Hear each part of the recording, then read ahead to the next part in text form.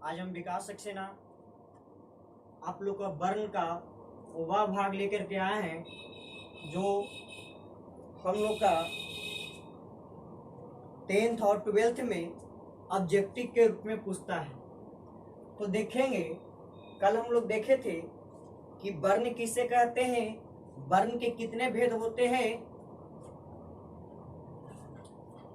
स्वर वर्ण के कितने वर्ड होते हैं, व्यंजन वर्ण में कितने वर्ड होते हैं। कल हमने पूरे को देख लिया। आज देखेंगे कि किसको कहां से उच्चारण किया जाता है और किसको कहां से उच्चारण किया जाता है। यानी क का उच्चारण स्थान कहाँ है, द का उच्चारण स्थान कहाँ है, ग का उच्चारण स्थान कहाँ है, आज सब यही देखेंगे। हम लोग देखेंगे कि क के उच्चारण स्थान कहाँ होता है, ग के उच्चारण स्थान कहाँ होता है। आज इस वीडियो में सब देखेंगे। कहा देखिएगा, कहते हैं कंठे ध्वनिया। कंठे ध्वनिया किसको कहते हैं? तो कंठे ध्वनिया कहा गया है इस वर्ग की सभी ध्वनियों का उच्चारण कंठ से होता है। इस वर्ग की सभी ध्वनियों का उच्चारण कंठ से होता है। यानी कहने का अर्थ होता है जिसका उच्चारण कहाँ से हो, कंठ से। उच्चारण के मतलब बोलने, यानी जिसको कहाँ से बोला जाता है, कंठ से बोला जाता है, उसको क्या कहते हैं? कंठे ध्वनिया कहते हैं। उसको क्या कहते हैं? कंठे ध्वनिया कहते हैं। यानी जिसका उच्चारण कंठ से हो। तो देखिएगा किसका किसका उच्चारण कंठ से होता है भैया। तो देखिएगा अ का उच्चारण कंठ से होता है, आ का उच्चारण कंठ से होता है। ये देवगो स्वर होता है जिसका उच्चारण कंठ से होता है। बाकी इसमें क्या है, व्यंजन में देखिएगा क है, ख है, ग है, घ है, अर है। इस सब का उच्चारण कंठ से होता है। इस सब का उच्चारण कहाँ से होता है? कंठ से होता है। फिर उसके बाद आगे चलेंगे तो देखेंगे तालवे ध्वनिया। यानी तालवे कहने का मतलब तालु, जो ऊपर वाले भाग होता है। मुख्य गुहिका में दो भित्ति होता है जिसमें एक जीभ लगा हुआ रहता है, एक ऊपर वाले भित्ति रहता है, जिसको हम लोग तालु कहते हैं। जिसको हम लोग क्या कहते हैं? तालु कहते हैं। यानी कहा गया तालवे ध्वनिया किसे कहते हैं। यानी इसमें क्या संस्कृत का वर्ड है कंठे ध्वनिया, तालवे ध्वनिया, मूर्धन्य ध्वनिया। तो सब क्या है? संस्कृत का वर्ड है। सब क्या है? संस्कृत का वर्ड है। तो देखिए कहेंगे जिस ध्वनियों के उच्चारण में, जिस ध्वनियों के उच्चारण में जीहा का मध्य भाग, जीहा का मध्य भाग तालु से स्पर्श करता है, तालु से स्पर्श करता है, उसे तालवे ध्वनिया कहते हैं। उसे क्या कहते हैं? तालवे ध्वनिया कहते हैं। उसे क्या कहते हैं? तालवे ध्वनिया कहते हैं। यानी कहने का अर्थ होता है बच्चों कि जिस ध्वनियों के उच्चारण में, जिस ध्वनियों के उच्चारण में जीहा का मध्य भाग, यानी जीहा के मतलब होता है जीभ। जीहा का अर्थ क्या होता है? जीभ। और तालवे के मतलब तालु, यानी जीभ का जो मध्य भाग होता है, जो ऊपर वाले, यानी ऊपर वाले भाग से, यानी तालु से क्या होता है? स्पर्श कर जाता है, उसे तालवे ध्वनिया कहते हैं। इसमें कौन कौन सा वर्ड में स्पर्श करता है? तो देखिएगा हर्षई है, दीर्घई है, च है, छ है, ज है, झ है, इ है। इस सब क्या है? फिर लास्ट में एगो या भी है, एगो सा भी है। यानी ईश्वर क्या है? सब का उच्चारण कहाँ से होता है? तालवे से होता है। यानी इसमें तालु और जीभ दोनों का सहयोग होता है। यानी जीहा का मध्य भाग तालु से स्पर्श करता है, उसे तालवे ध्वनिया कहते हैं। फिर क्या है? मूर्धन्य ध्वनिया कहने का अर्थ होता है यानी मुंह से, यानी जिसका उच्चारण कहाँ से होता है? मुंह से। मूर्धन्य ध्वनिया यानी कहता है इसके अंतर्गत वे ध्वनिया रखी गई है मूर्धन्य। मूर्धन्य का अर्थ होता है मुंह से, यानी इसके अंतर्गत वे ध्वनिया रखी गई है जिनका उच्चारण मुद्रा से होता है, जिनका उच्चारण मुद्रा से होता है। यानी इसमें कौन कौन होता है? तो बोलेंगे ट, ठ, ड, ढ, तवर्गीन। यानी कहीं न कहीं जब ट बोलते हैं तो जीभ हम लोग का देखिएगा ऐसे करके, यानी बंसी की तरह मुड़ जाता है, बंसी की तरह मुड़ यानी मुड़ जाता है, गोल हो जाता है। बंसी जैसे हम लोग मछली को फंसाने के लिए बंसी रखते हैं, वैसा ही बोटा बोलने में जीभ क्या होता है, बंसी बन जाता है। उसको मूर्धन्य ध्वनियां कहते हैं। उसको क्या कहते हैं, मूर्धन्य ध्वनियां कहते हैं। उसको क्या कहते हैं बाबू, मूर्धन्य ध्वनियां कहते हैं। फिर आगे चलेंगे तो हम लोग इतना तक तो देख लिए बाबू। अब आगे में देखेंगे, फिर आगे में क्या है, दंते ध्वनियां है, ओष्ठे ध्वनियां है। दंते ध्वनियां है, ओष्ठे ध्वनियां है।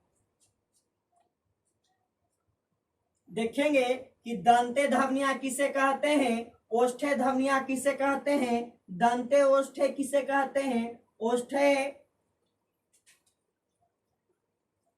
कंठे ओष्ठे किसे कहते हैं, सब आज देखेंगे इसमें। अब टोटली बताएंगे बाबू कि कौन सा कहां से होता है, कौन सा कहां से होता है। इसमें तालवे भी देखेंगे। आज हम लोग देखेंगे, दो चीज देखेंगे। क्या देखेंगे, दो चीज देखेंगे। आज का वीडियो में पूरे के पूरे समाप्त करेंगे। अल्प प्राण भी देखेंगे, घोष भी देखेंगे, फिर उच्चारण की दृष्टि से देखेंगे कि कौन सा कहां होता है। दंते ध्वनियां क्या है, दंते ध्वनियां क्या है बाबू, दंते ध्वनियां है।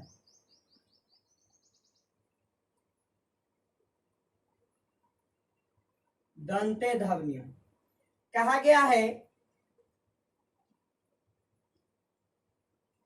इस वर्ग इस वर्ग की इस वर्ग की इस वर्ग की सभी सभी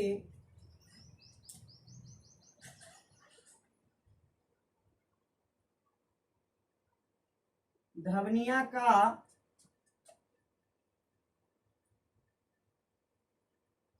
उच्चारण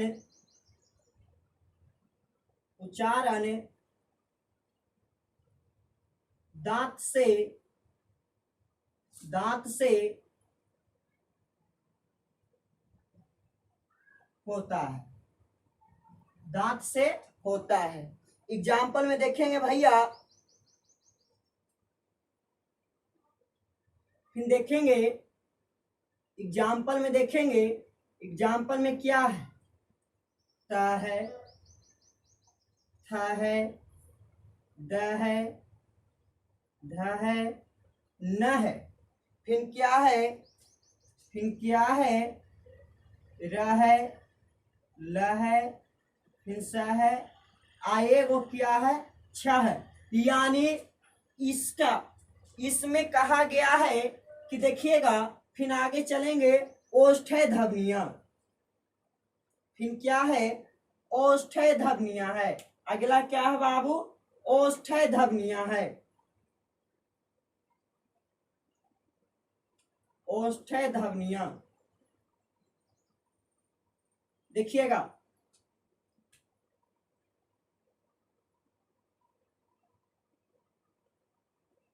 जो ध्वनियां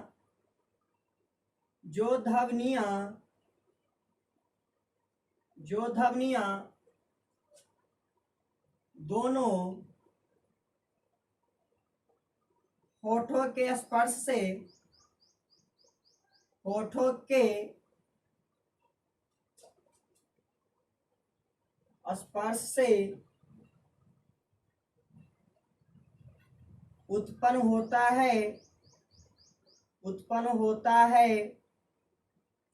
उत्पन्न होता है उसे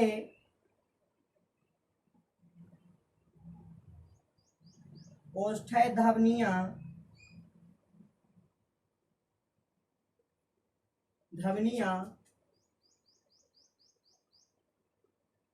कहते हैं।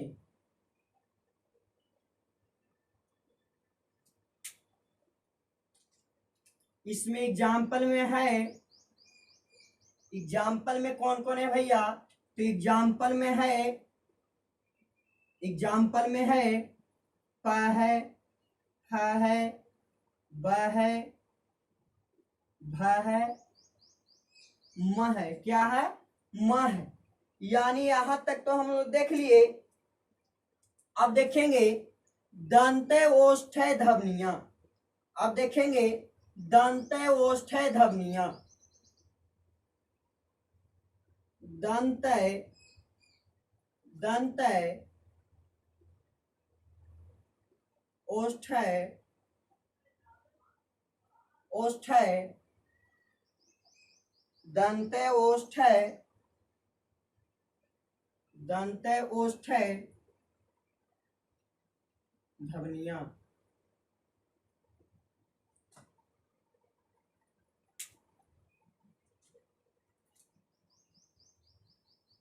इन ध्वनियां का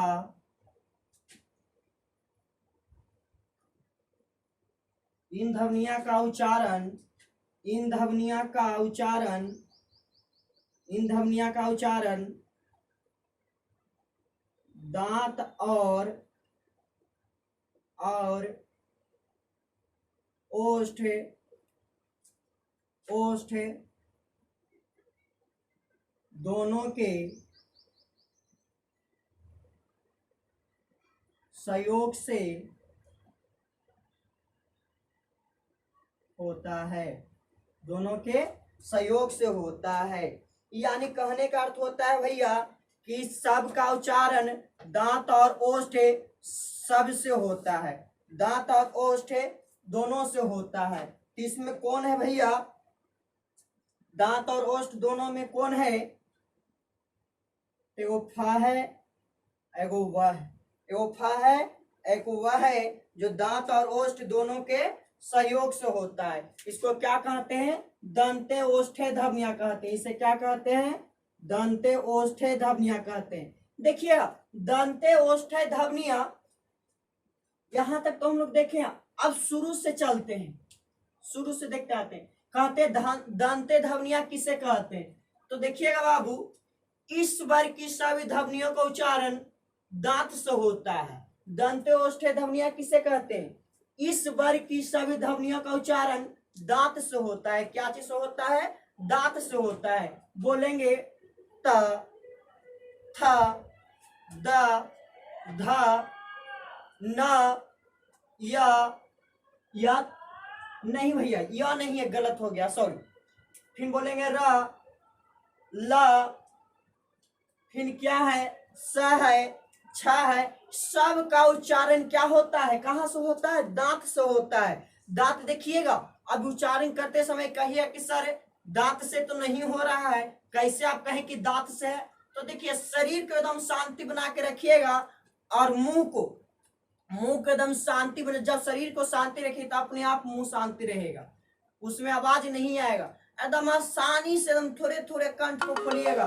बोलेंगे तो तब बोलेंगे भैया, तो जीभ कहां सट रहा है? जीभ होता है जो दांत में सट करके फिर वापस पीछे जाता है। जीभ कहां क्या करता है? दांत में सट करके फिर वापस पीछे चले जाता है। फिर आगे क्या है? आगे है ओष्ठ्य ध्वनियां। ओष्ठ्य ध्वनियां कहा गया जो ध्वनियां दोनों ओठों के स्पर्श से उत्पन्न होता है, उसी को क्या कहते हैं? ओष्ठ्य ध्वनियां कहते हैं। देखिएगा ओष्ठ्य ध्वनियां यानी कहने का अर्थ होता है कि ओष्ठ्य ध्वनियां कौन है?